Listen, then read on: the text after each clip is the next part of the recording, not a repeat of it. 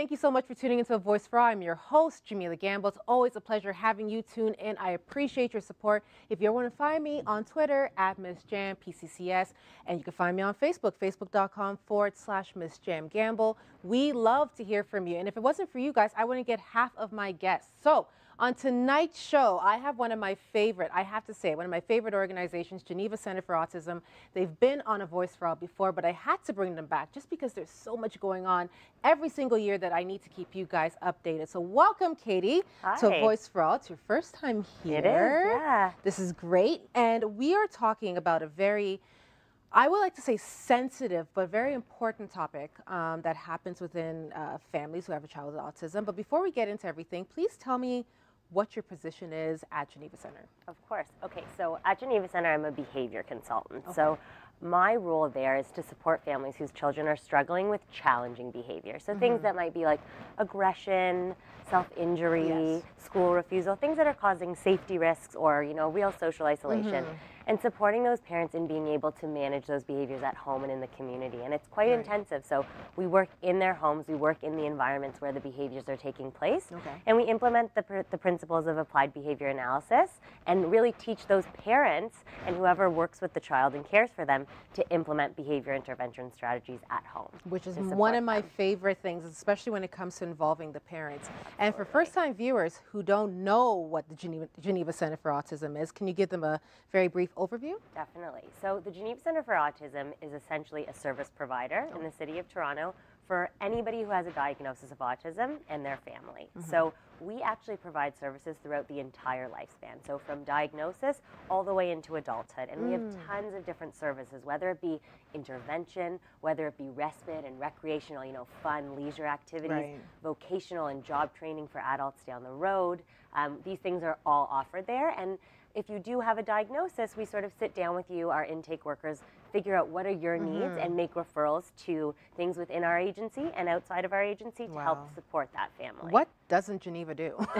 You know, like I have an idea of it, but when I'm hearing it again, it's like, geez, you guys touch base on everything. So I brought you here tonight because I think there's a lot of families who are just recently maybe getting a diagnosis that their child has autism, and there is a whole basket of emotions that they're experiencing.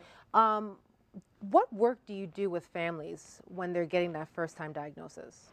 Yeah, so I mean, all families deal with something like this differently. And so with some families that I work with, it's actually a second child who's getting diagnosed. And that can be really challenging, of course. So, you know, you kind of, when you meet with parents, you kind of have to feel them out. Some people are super accepting and super, you know, open to the idea of, you know, my child's going to be different, but that can be positive. And some families are grieving. They're really grieving, almost as if, you know, this is a really new thing for them, and it's very, very challenging. So, you know, reaching out to them, letting them be, you know, have whatever feelings that they're having, expressing empathy is really, really important. And not necessarily getting into all the different services and all the things that they need to do right off the bat, but letting them sort of process it and saying, what do you need right now? You know, and kind of letting the family guide that a bit. And then we sort of help refer them based on that. When you do get a diagnosis, there's a lot of information to take in. So, you know, you'll get your packages and you'll learn about services, but just providing that listening ear to kind of let the parent express however it is that they're feeling and all it's scary. It's scary, which scary. brings me back to grieving. We often associate the word grieving with when somebody passes away. How does that play out for a parent who's getting the diagnosis of autism?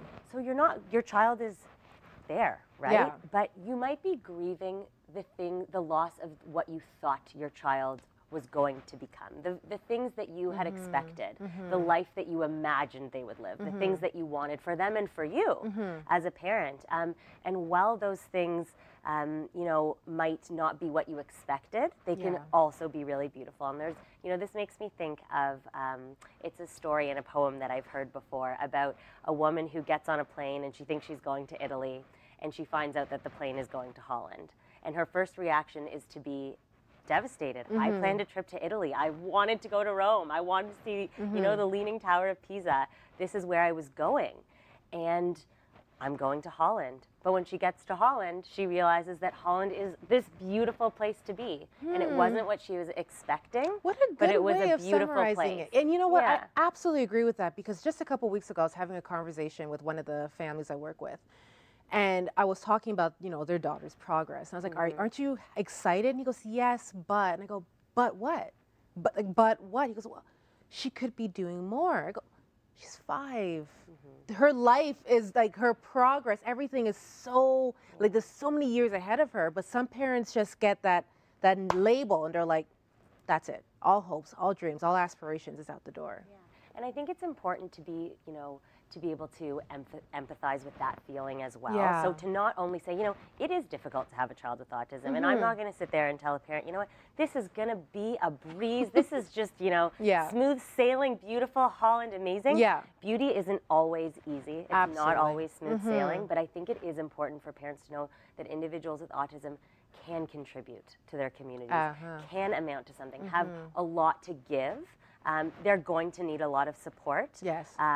But there is growth, and progress is small often and slow, which can be frustrating and would never take away from the fact that it's frustrating, because it is, but encouraging them to say, like, look how far your child has come, and to be encouraging about that. So how do you start working with these families? So they come to you, they get a referral. What's the process? Yeah, so families that come to me, I kind of work with them in my specific role as a behavior consultant for a snippet in time. Okay. When families are getting to me, they've already been experiencing a lot of challenges. So there's challenging behaviors happening in the home that are causing a risk.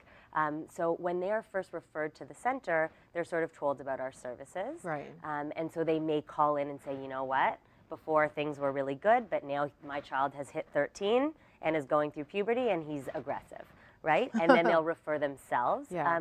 And then also outside agencies will also refer, you know, pediatricians or different clinics for challenging behavior and autism will refer to our service specifically, because that's what we specialize in, my department specifically. And we work with families for, you know, 16 weeks-ish. Right. It's sometimes longer, sometimes shorter. We really work on individual goals for that family and try to get some of that problem behavior down and to teach new skills, because problem behavior is always because that child is lacking a skill that they need and have a need that's not getting met. Behavior is communication, right? And for viewers who are tuning in, can you break down behavior?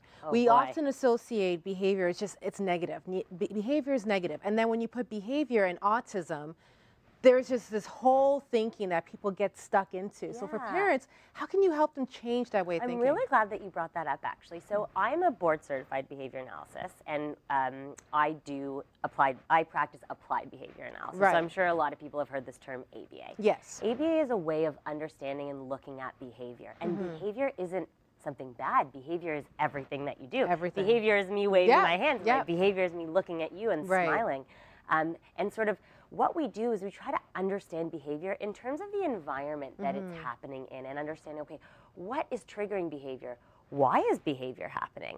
And only once we understand why behavior is happening can we really effectively treat it. So I'm sort of that detective that's trying to go in and supporting parents. And parents are my biggest asset. They're collecting data, they're writing down logs of what's happening. Sometimes we sort of switch things up on the child to see what they do. And once we have that understanding, we know, okay, what skill do we need to teach? What are they getting out of this? Not in a way that they're being manipulative, but they have a need. This behavior is meeting a need. Right. So how can we sort of teach them a new skill to meet that need and sort of make this problem behavior ineffective? But behavior is everything that we do. It's everything. And you just touched base on something which, again, this is why I have you guys come on the show so much, because we have such little time. With 2 minutes, I want you to give some advice to the parents. I think parents, they come to organizations, they go to teachers, and they think that we are the experts. But I want to kind of renew that faith in parents that, you know what, you are your child's advocate. How can we help parents better realize that? This is so important. So I think a lot of the time parents are looking to experts and saying, okay, take my child and work with them, and then they're going to come home and they're going to have learned something, and we're all going to benefit. But parents, you are the best teachers for your children. You need the experts to help you understand your child, figure out how to best teach them, figure out the strategies that you should be doing at home. But you need to be involved in your child's goals and therapy and teaching in order for things to really, really go well. Generalization, learning a skill in one environment. With autism, we find a lot of children don't learn that skill in one and then automatically transfer it to another like a typical child. So the home environment is this opportunity for learning. It's where they are most of the time. So get involved with their therapy. Ask the experts and the people that are working with the child, what are you working on right now? Whether they're in IBI, whether they're at school, and how can I help to, you know, make sure that at home we're reinforcing all those great skills that you're working on, and that you know, those behaviors across settings are something that we're you know, focusing on. And it's not just in school or in therapy. Do you see why I have Geneva come back on so many times? There is so much information. And if you are a parent who has a child with autism, or you're just discovering that your child has autism, this is not the end of the story. You know, it's just beginning. Sometimes it's going to be bumps in the story, but with help and asking the right questions, you will get the support you need. Geneva Center, their information is all at the bottom of the screen. Please connect with them. There are great professionals there who are waiting to help you and your child reach their full potential. Katie gave us some great points, but the ultimate point I want you to take away is, parents, you have it within you. Sometimes you need a little bit more guidance, but at the end of the day, you are your child's advocate and expert, and your child needs your full support. So Geneva will be back in a few more weeks. You don't have to worry. More information is to come. Thank you, Katie, for being on My pleasure. Voice for All. And I'll see you guys after the break. Project Autism will be joining us.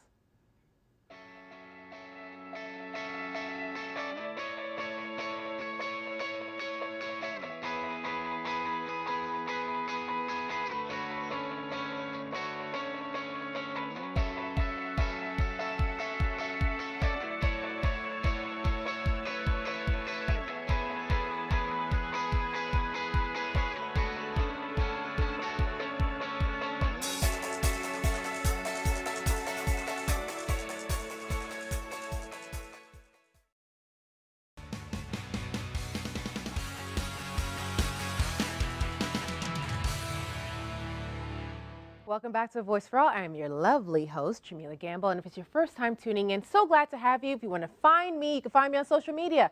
Twitter at MissJamPCCS, Facebook.com/MissJamGamble. And don't forget to use those hashtags, Rogers TV Peel and S5AVFA. Need to hear from you guys. So I'm uber excited because my other family is here. Project Autism has been on A Voice for All many times, but I had to keep bringing them back because they're so good. But this time they have a new addition to the group.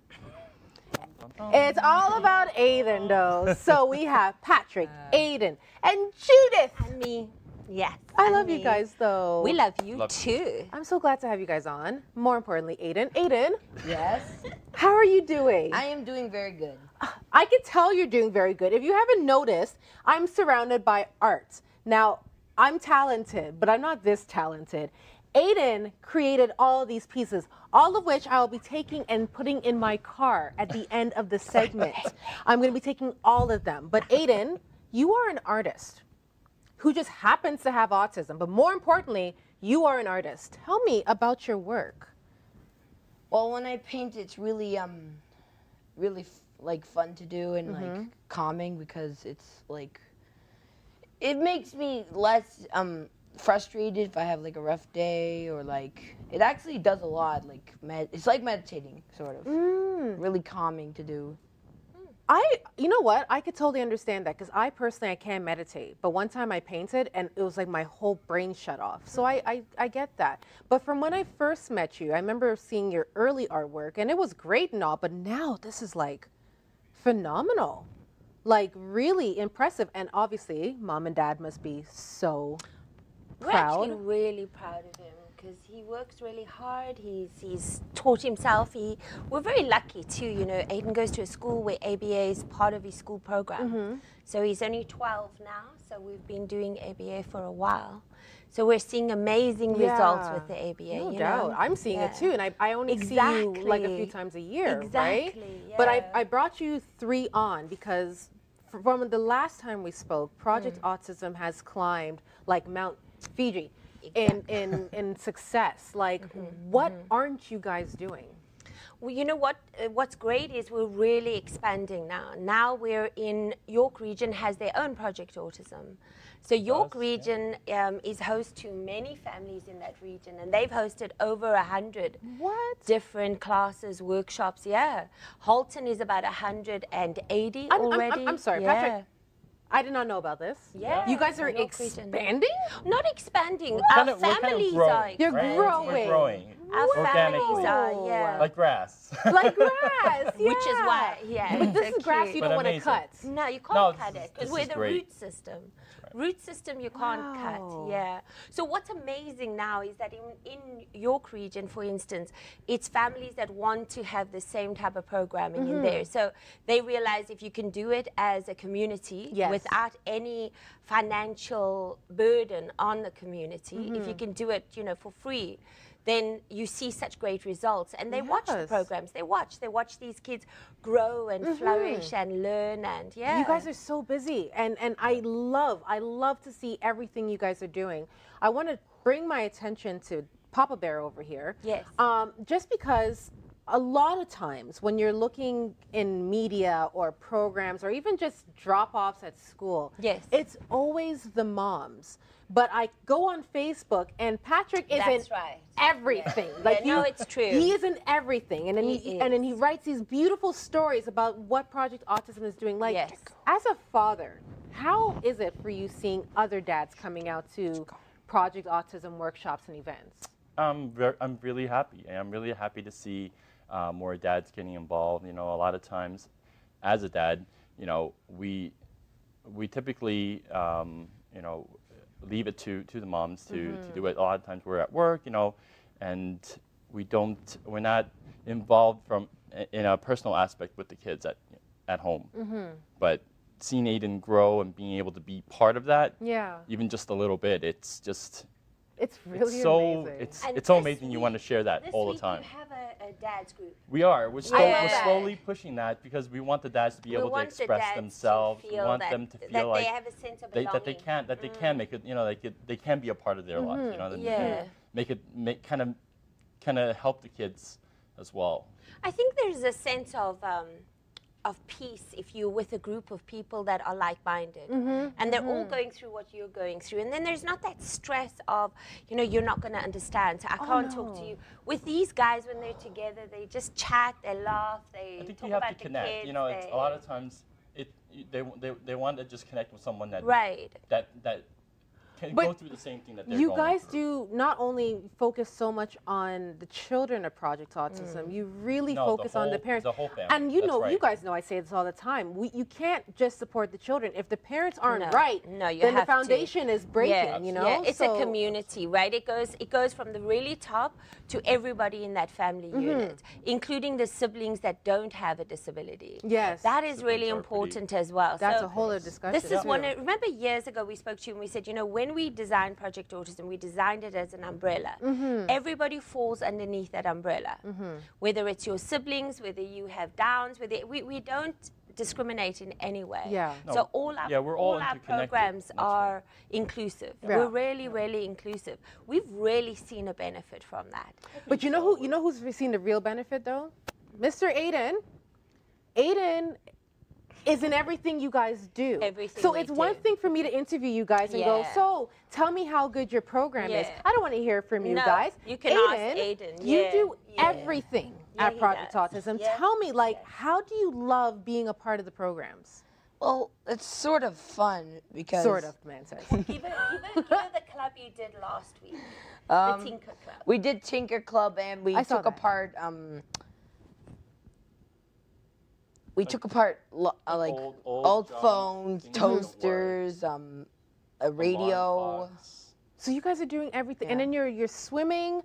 You guys are going to be at the Special Olympics meet. I'm going to come to that. Aiden's going to provincials. Aiden's going to provincials. For provincials for swimming for Special Olympics. Oh my gosh. So we've really pushed the community to now start to belong to the Special Olympics family. Because, you know, our kids can't always do neurotypical. No, they are segregated though if they don't have a family. So this is all about family belonging. So the Special Olympics family has been absolutely amazing. You know, really amazing for our Let me children. give you guys the warning. We literally have 5 minutes. Okay, go. Okay? Let me scrunch down here. 4 minutes. Oh. 4 minutes. Lost a minute. In the year that Project Autism has been expanding, what does the future hold? Patrick? I would like to see Project Autism obviously grow more than Yes. it has, but I think I think the parents should all stand up. We've seen parents kind of take initiatives, start their own little projects, and the more people we can reach, the more people we help, right? So obviously, our power is our families. So Yeah. the more families that come forward and offer to volunteer or help is ultimately what I like to see. And Aiden, as a young man with autism, a lot of people, and this might be a big question, maybe your parents might jump in. A lot of people sometimes think really mean things about people with autism, right? What's something you wish people would think instead of the mean things? Maybe like understanding children with autism, because some people think that they're just behaving bad and they're really and they're just rude. But some people don't know. People need to know, but they're like, no. And sometimes people don't understand, and then lots of stuff happen. It's really rough. And you know what, Aiden, from when I first met you, you've grown so much. Like, this is like a little man in front of me. I love it. I love who you're becoming. I love that you're proud of who you are and celebrating through your artwork.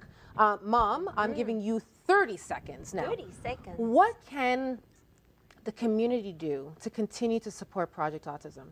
I think the community can do. You know, it's the verb. You have to do. You have to be able to engage. You have to want to make a difference. You have to bring your kids. You have to participate. You have to volunteer. You have to be a part of their lives 100%. I think that's the key word, right? That's what we would ultimately like, is that, you know, we use Aiden as an example. You know, he was kicked out of 3 schools. He had a really rough beginning, you know, but socializing and all the programs that allow him to grow, and he learns from the other kids. He learns from, these are his true peers. That's how you truly learn. Right. So, you know, we always say, you know, you can do it. We've seen kids that honestly grow immensely with just being in those social opportunities. Grow. That's the thing. Children grow. So, and you mustn't give up. Parents grow as well. So if you are a parent who, you know, you have a child with autism, and obviously you're going through what life brings, understand, like your child growing, you're also going to grow. So the stress you may be going through right now, it might just be a season right now. You're going to grow. You're going to meet community groups like Project Autism. And I bring them back because I honestly love Project Autism. From the first time I met them, and I was like, wait a second, everything you guys do is free? What?